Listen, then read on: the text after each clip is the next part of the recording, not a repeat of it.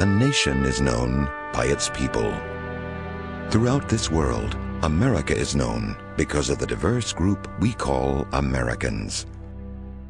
They're black and white, and every color in between.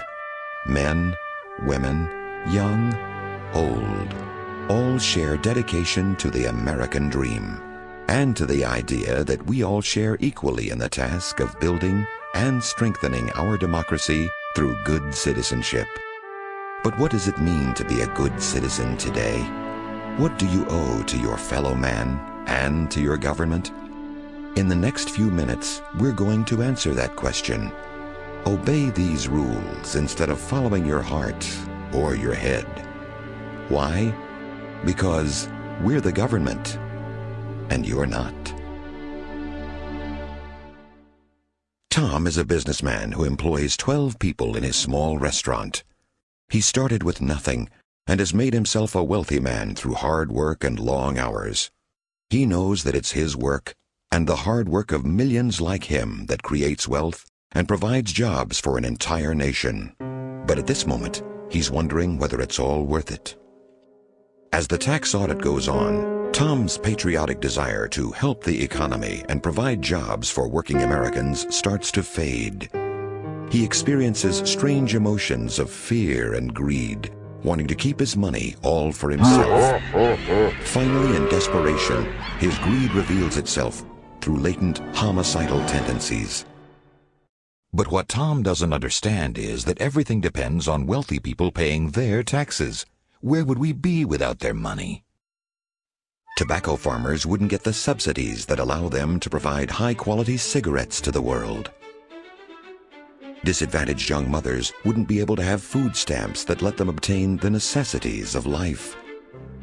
Scientists couldn't do highly important research on methane gas from cows. And other countries wouldn't get the foreign aid that helps them trade with us and learn our democratic ways.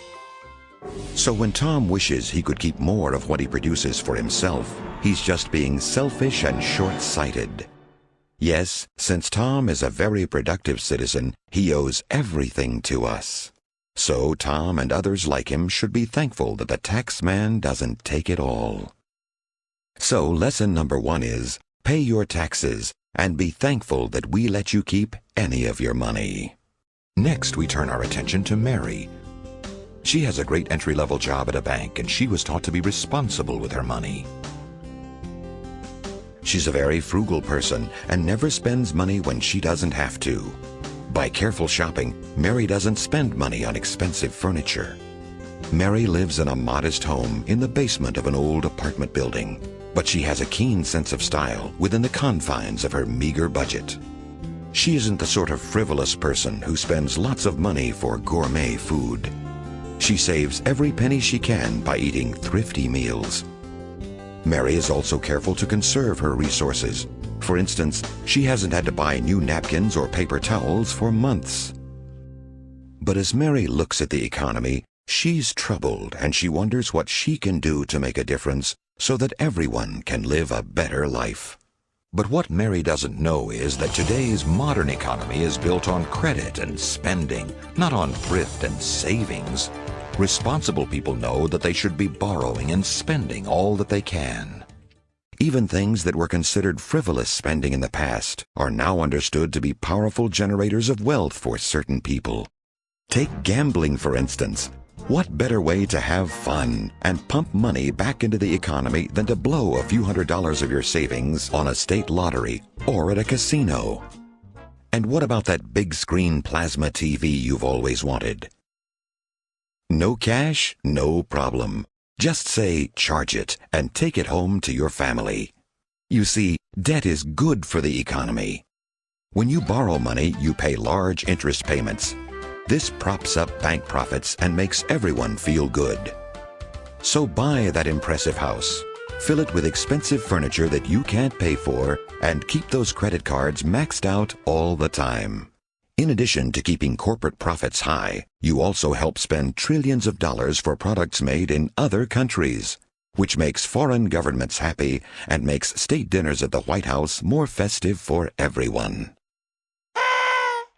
Also, remember that by spending money on expensive things you can't afford, you encourage your neighbors to do the same thing, and you teach your children that outspending others is the key to happiness. Mary's learned her lesson. Her credit card is her friend, and she's boosting the economy while she lives a better life. So, lesson number 2 is, spend all the money you can. Don't be greedy and save it for yourself. In every group, there are a few bad apples who want to make life difficult for everyone, and that's true even among Americans. There are some people who are just naturally rebels and troublemakers. They're not fond of rules, and they have no respect for the status quo. These are the people who ask the questions that don't need to be asked. Why aren't other political parties allowed on the ballot? Why do Democrats and Republicans get to make up rules to keep other parties off? As we all know, our two-party system is a cornerstone of the Constitution. Allowing different ideas on the ballot would just confuse everyone. Imagine where that confusion might lead. We could end up with something dangerous like libertarians in Congress. And you know what that would mean. Why does our government spend so much time and money telling other countries what to do? Doesn't it just make them hate us and cause problems down the road? As the world's one remaining superpower, the United States has a sacred duty to tell other countries what to do. One of the fundamental responsibilities of a superpower is to bully other countries and create conflicts which then require us to solve. This is especially popular among broadcast media, who see their ratings go up during times of world crisis, as viewers tune in to see bodies being blown up on live TV. Why do they spend billions of dollars to try to stop illegal drugs when the same tactics didn't work with alcohol prohibition? Yeah, and why does the government even pay farmers to produce another dangerous drug, tobacco? Some people just don't understand politics. You see, it is younger people who abuse certain drugs, so they are illegal. But because older people vote and hold their legislators accountable, the drugs they abuse are legal. It's really the only fair way. As you can see, these troubled youth are asking questions which are bad for public morale and clearly indicate that they favor criminal activity. There's really only one place that's appropriate for people who ask questions like these. Why? Because we're the government, and you're not. So, lesson number 3 is, don't cause trouble by asking embarrassing questions or by not supporting your government. So now you know how to be the kind of citizen your government wants and needs. Pay your taxes without complaint. Spend all you can in order to help the economy. And don't ask questions that don't need to be asked. If you follow these simple rules, you'll be a good, patriotic American citizen.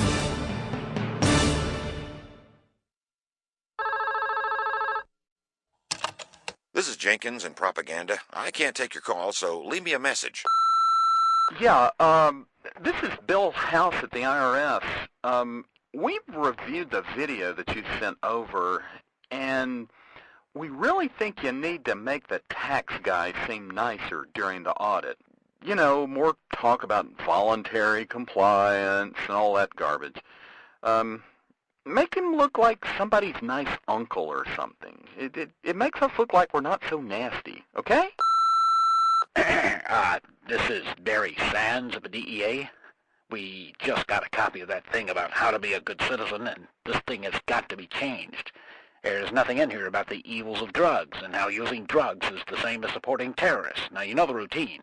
We've got to make changes to this ASAP, so call me and let's get together on it. I won't be in the office this afternoon, though, because I'll be at driving school so I can get out of that DUI I got last month. But call me, all right?